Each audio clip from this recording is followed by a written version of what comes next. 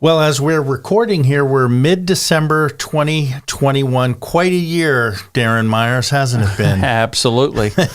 I would agree with that. I'm ready for 2022 maybe to get here. Yeah, well, this is about the right time folks in business should do a year in review, but you say don't let the calendar kind of impede your progress. No, I think the topic, a year in review, frankly, probably the philosophy of that should occur continuously throughout the year, honestly. But at the end of the day, at the end of the year, it certainly makes a logical sense. You're doing annual appraisals of individuals, or at least I hope you are.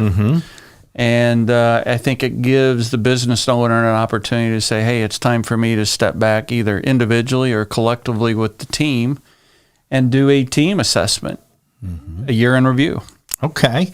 And again, Darin is the local CEO of TAB, CSRA, the alternative board. What do you try to teach your fellow business owners in terms of the importance of why to do a year in review and maybe what to put in the year in review? Yeah, that's a great question, Neil. I think that you could really step back and just what went well. Let's start with the good. What went well for this given year? I think that's obviously very important. And obviously from that, I think you got to go on the counter of that and say, hey, what didn't go so well? I think, and honestly, you probably would want to focus on that maybe even more so. I think, what are the current risks? I mean, look, if you haven't as a business owner done a year in review, I can't think of a better year to start. I mean, if you look at it right now, today, December of 2021, I could argue when it comes down to running a business, the basic pillars, your customers, your money supply or your money, your labor, and let's say supply and materials. So let's take where each one of those are right now. Well, COVID, probably for the last 2 years, I don't think we have to argue that we know it's impacted customer attitudes, customer behaviors, customer patterns. I don't think that's changed, and it probably needs to be assessed. Where are you sitting right now with your customers? Let's move on to the money supply. We've had inflation now that this past week or two, we've identified that it's the highest it's been in over 40 years, and I don't think it's going to slow down, which means probably your purchasing power, your price points, and rising interest rates. I think if you read the Wall Street Journal or any other kind of business publication, I think we all suspect interest rates are going to be coming up in 2022. Moving on to the other one, supply. Whether you're going, I have not met a business owner yet that has not talked to me in our own tab boards. You know, we've talked about the purchasing and buying of a vehicle or waiting on parts is a common theme in our boards. And so I think that's a big item. And then lastly, certainly the labor pool. I mean, we've talked about great retirements and people are reassessing what they want out of life. And so your year in review really would give you an opportunity to step back and say, hey, where have I been impacted? Where is my current organization? And maybe what do I need to do about it? Great point. And you mentioned some folks in our TAB group. I mean, they're having to shift their pricing every 30 days, which is really unheard of. Usually, you know, you can hold your prices for 6 months if someone signs on the dotted line. Right. It's not the case. No. Well, yeah, I've earlier this year, I don't think many people are still doing it, but earlier this year, contracts written with maybe terms that didn't apply to COVID and the changing supply demand. And honestly, at some point, people have gotten really burned on holding a contract, holding them to certain prices that at the end of the day they couldn't meet because of the rising prices. So I think, again, there's just a great opportunity for the business owner and their respective teams to step back and really do a good assessment. I mean, at the end of the day, we've all heard about SWOT analysis. This year in review is nothing, I would say, is a pseudo SWOT analysis. Strengths, weaknesses, what's my opportunities, and what's the threats. And so I could translate that into a year in review. What went well? what didn't go well, what are potential opportunities, and then what are my risks?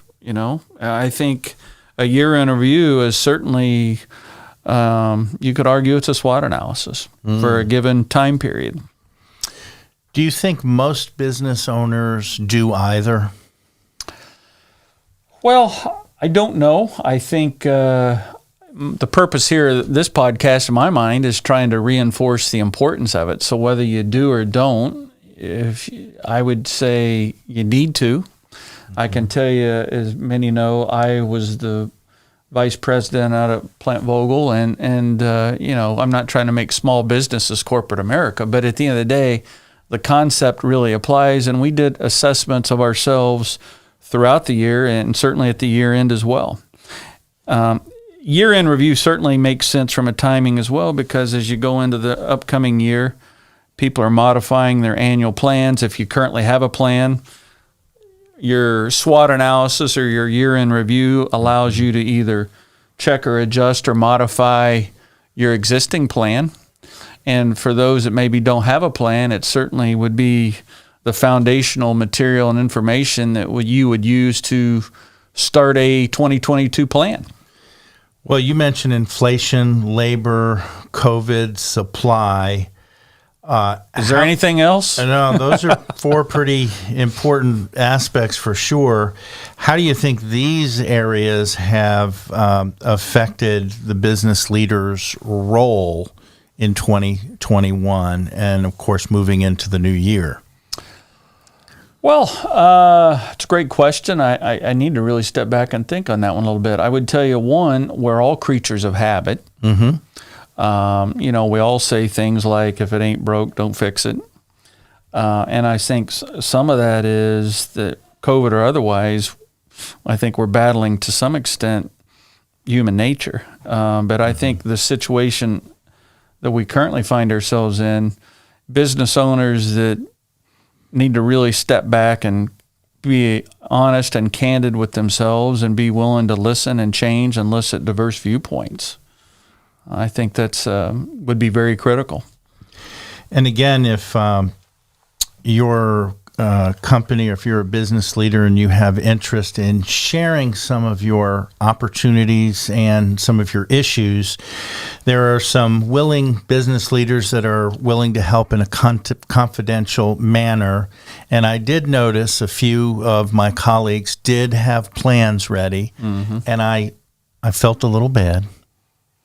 Well, I didn't do it. Yeah.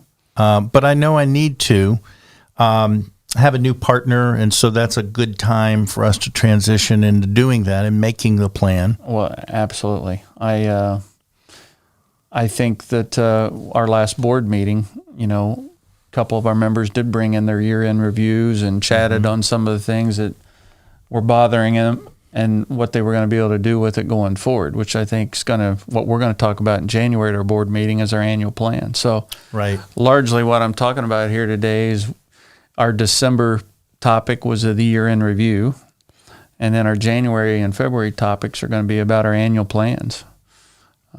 So they certainly go hand in glove. Right. And for more information on being part of the group, and you may want some extra insight on your company and sit in and see how the process goes, you can go to tabcsra.com, and Darin is really the local facilitator. We've now done several podcasts here from our studio, AugustaPodcast.com.